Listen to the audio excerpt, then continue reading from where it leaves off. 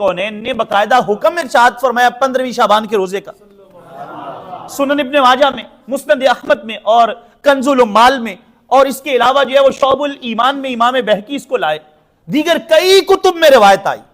امام الانبیاء علیہ السلام کا فرمان، راوی کون ہے؟ حضرت سیدنا علی المرتضی شیر خدا رضی اللہ فرماتے ہیں امام الانبیاء علیہ السلام نے ارشاد فرمایا، جب جو ہے وہ 15ویں شعبان آ جائے فَقُومُوا لَيْلَهَا وَصُومُوا نَهَارَهَا، تو اس کی رات کو قیام کیا کرو اور دن کو روزہ رکھا کرو۔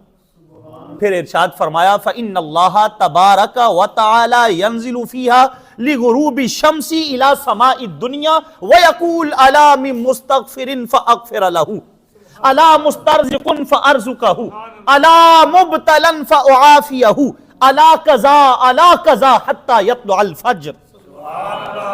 فرماتے ہیں امام الانبیاء علیہ السلام نے فرمایا راتوں کو قیام کرو، شعبان کی جو 15ویں شعبان کی رات ہے قیام کرو، دن کو روزہ رکھو۔ کیوں؟ کیونکہ یہ رات جب آتی ہے رب ذوالجلال اپنی شان کے مطابق آسمان دنیا پہ نزول فرماتا۔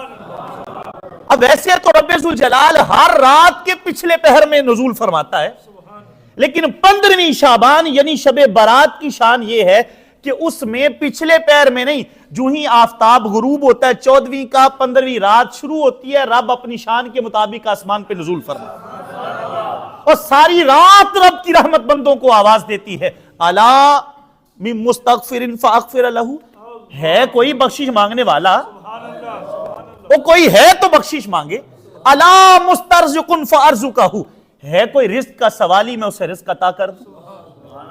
الا مبتلا فاعافیہ، ہے کوئی ایسا جو بیمار ہو، غم زدہ ہو، دکھی ہو، مجھے کہے مالک میرے دکھ دور کر دے تو میں اس کے دکھ دور کر دوں۔ الا قضا حتی یطلع الفجر، فرمایا ساری رات رب آواز دیتا رہتا ہے کوئی تو بات کرے۔ حضرت اقبال کہتے ہیں ہم تو مائل بکرم ہیں، کوئی سائل ہی نہیں، راہ دکھلائیں کسے راہ رب منزل ہی نہیں۔ ساری رات رب کی رحمت بندوں کو آواز دیتی، یہ ہے 15ویں شعبان کے روزے کی فضیلت اور اس رات کے قیام کی برکت۔